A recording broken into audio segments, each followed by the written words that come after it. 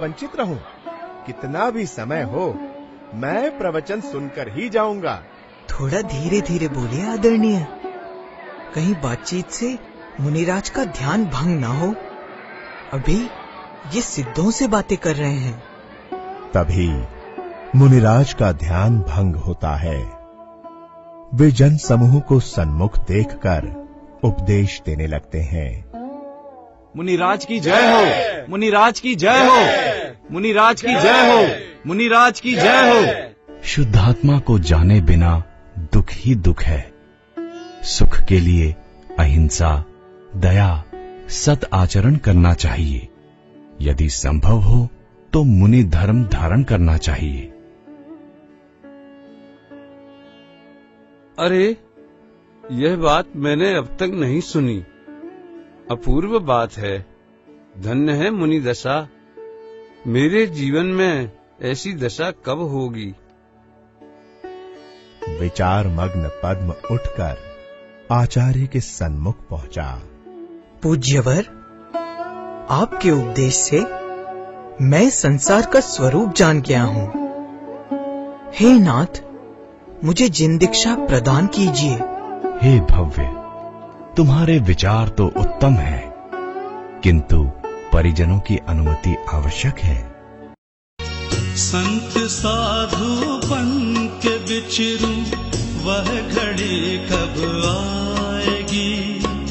चल पड़ूं मैं मोक्ष पथ में, वह घड़ी कब आएगी?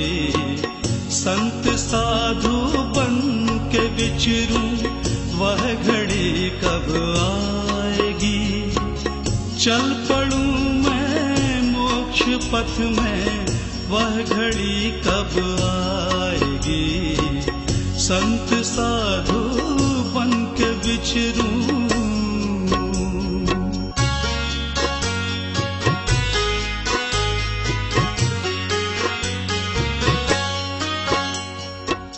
हाथ में पीछी कमंडल, ध्यान आत्म राम का। हाथ में पीछी कमंडल, ध्यान आत्म राम का। छोड़कर घर बार, छोड़कर घर बार, दीक्षा की घड़ी कब आएगी? संत साधु बन के बिचरूं।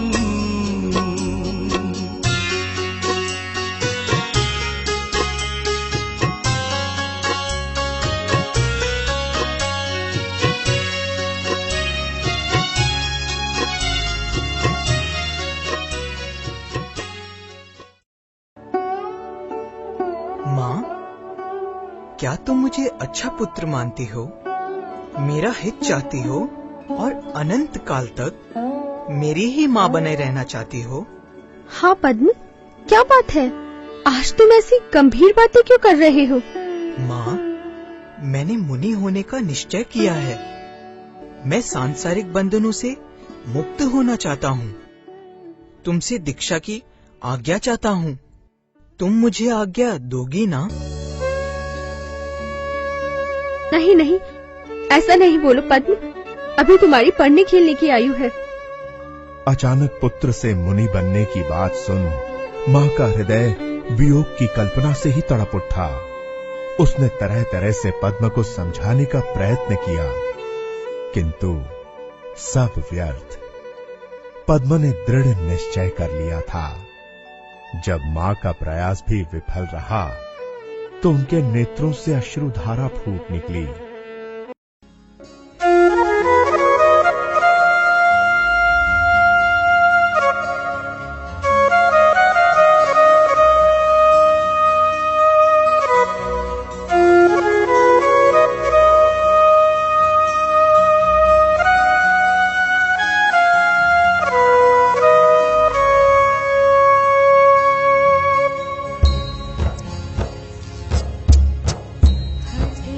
जो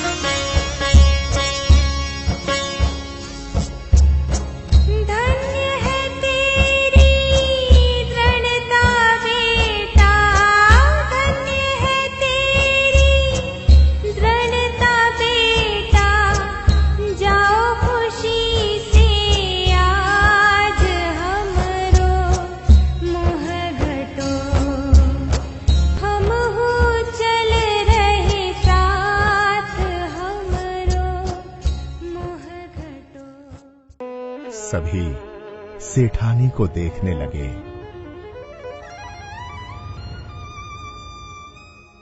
नहीं माँ, मैं अपने जन्म के लिए लज्जित हूँ। अब अनंत काल तक जन्म न लूंगा, किसी को कष्ट न दूंगा। इतने वर्ष संयम बिना व्यर्थ गवाए, परंतु अब न गवाऊंगा। तुम जानते हो पद्म कि मैं तुम्हें कितना प्यार करती हूँ। तुम ही मेरी एकमात्र संतान हो। मैं अपनी ममता को कैसे तजूं? नहीं नहीं पद्म, ऐसा नहीं होने दूंगी। तुम ही अनंत काल तक मेरे पुत्र कहलाओगे। मैं जानता हूँ माँ, इसीलिए तुमसे दीक्षा की आज्ञा चाहता हूँ। अब मैं इसी जन्म तक तुम्हारा पुत्र कहलाऊंगा। मैं प्रतिज्ञा करता हूँ कि अब किसी और को अपनी माँ नहीं बनाऊंगा। अतः अब तुम अपनी ममता को मेरी राह में न लाओ माँ। तुम्ही ने तो मुझे शिक्षा दी है। पर ऐसा संभव कैसे? पद्म का निश्चय गलत तो नहीं, और फिर माँ का मोह पुत्र को रोक रहा है। वियोग के डर से मैं स्वार्थी बन रही हूँ। धिक्कार है मेरा मोह, जो सन्मार्ग पर चलने वाले पुत्र के सुख में ही बाधा बन रहा है। कौन कहता है कि मैं रोती हूँ? अरे इन मोही पुत्र की सिंह गर्जना से मोही माँ का मोह नेत्र पथ से बहकर पुत्र के पथ को प्रक्षालित कर रहा है। फिर ये आंसू क्यों गिर रहे हैं?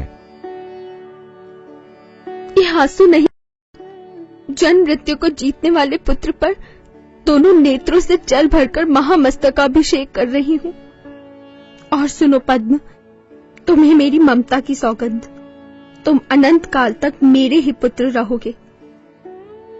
जाओ, मैं तुम्हें भवनाशिनी चैनेश्वरी दीक्षा की सहर्ष अनुमति प्रदान करती हूँ। ठीक है माँ, मैं जानता था तुम अवश्य अनुमति दोगी। तत्व ज्ञानी जो हो और मेरी गुरु भी। ओ संसार लगने लगा अब असार, निज गायक की सुधि आई।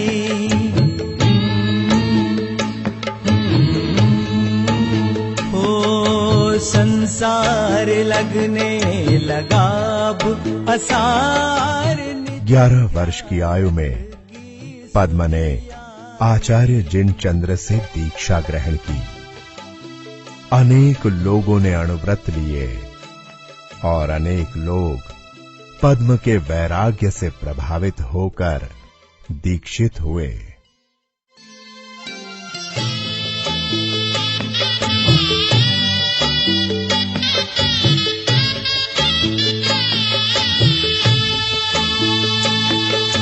दशो दिशाओं की चुनरिया ओढ़ चले मुक्ति डगरिया।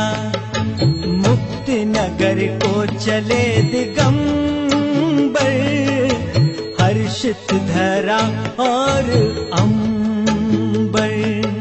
स्वर्गों से पुष्पों की वर्षा अपार, दिगंबर